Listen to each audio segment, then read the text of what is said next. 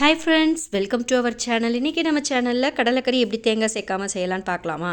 அதுக்கு நான் ஒரு மீடியம் சைஸ் பெரிய வெங்காயத்தை இது மாதிரி கட் பண்ணி வச்சுருக்கேன். அது கூட 2 மீடியம் சைஸ் தக்காளி, ஒரு துண்டு இஞ்சி இந்த மாதிரி நல்லா கட் பண்ணி எடுத்து வச்சுக்கோங்க. ஒரு 7 பல்லு பூண்டையும் கட் பண்ணி எடுத்து வச்சுக்கோங்க. மிக்சர் ஜாரில் அரைக்கும்போது நமக்கு நல்லா எல்லாம் பதமாக அரைச்சி வருங்கிறக்காண்டி கட் பண்ணி எடுத்து வச்சுருக்கேன்.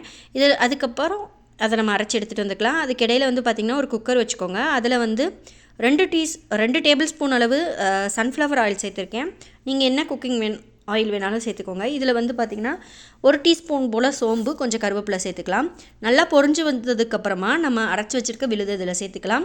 விழுதை பார்த்திங்கன்னா பேஸ்ட் பதத்துக்கு அரைச்சிடாதீங்க. நல்லா பேஸ்ட்டாக அரைச்சிடாமல் கொஞ்சம் குறப்பான பதத்தில் அரைச்சிக்கோங்க. நான் காமிக்கிறேன் பாருங்கள். இந்த மாதிரி அரைச்சி வச்சுக்கோங்க. அப்போ தான் நல்லா ஒரு டேஸ்ட் கிடைக்கும்.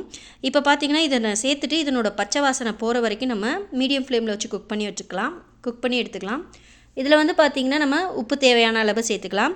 நீங்கள் சுண்டலோட உப்பு போட்டு வேக வச்சுருந்தீங்கன்னா நீங்கள் பார்த்து உப்பு போட்டுக்கோங்க.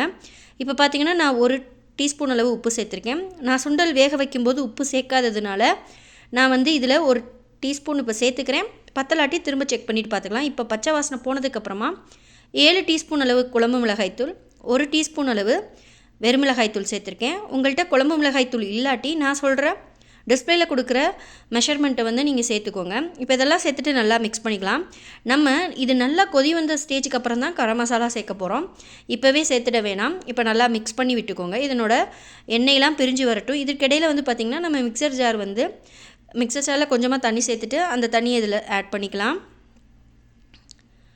நல்லா ஆட் பண்ணதுக்கப்புறமா நல்லா கலந்து விட்டுட்டு நல்லா மூடி போட்டு கொதிக்க விட்டுக்கோங்க. இதில் நான் வாசர் போடாமல் தான் நான் குக் பண்ணிகிட்ருக்கேன். இப்போ பார்த்திங்கன்னா நம்ம ஊற்றின எண்ணெயெல்லாம் பிரிஞ்சு வச்சிருச்சு. இதுக்கிடையில் நான் சுண்டல் வேக வச்சு தனியாக எடுத்து வச்சுருக்கேன். அதை தண்ணியோடு சேர்த்துக்கோங்க.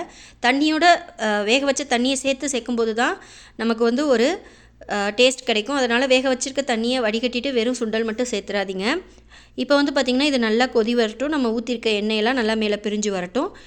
மீடியம் ஃப்ளேமில் வச்சு குக் பண்ணிவிட்டு வாங்க. இப்போ பார்த்திங்கன்னா நல்லா மிக்ஸ் பண்ணிவிட்டு எனக்கு உப்பு பத்தாததுனால சேர்த்துருக்கேன். இந்த ஸ்டேஜில் நீங்கள் 1 டீஸ்பூன் அளவு கரம் மசாலா சேர்த்துக்கோங்க. எல்லாம் சேர்த்து நல்லா மிக்ஸ் பண்ணி விட்டுக்கோங்க.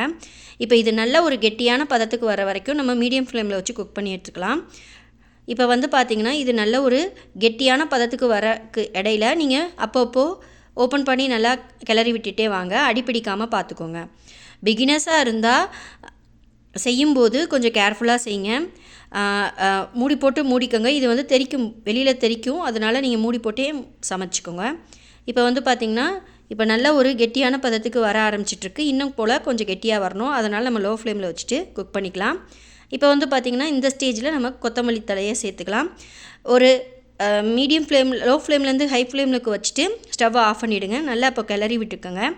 ரொம்பவே சூப்பரான கடலைக்கறி தேங்காய் சேர்க்காமல் செஞ்சாச்சு. நீங்களும் உங்கள் வீட்டில் ட்ரை பண்ணி பார்த்துட்டு எப்படி வந்ததுன்னு மறக்காமல் ஃபீட்பேக் சொல்லுங்கள். நம்ம சேனலை ஃபஸ்ட் டைம் பார்க்குறவங்களா இருந்தால் மறக்காமல் சப்ஸ்கிரைப் அண்ட் ஷேர் பண்ணுங்கள். தேங்க்ஸ் ஃபார் வாட்சிங்.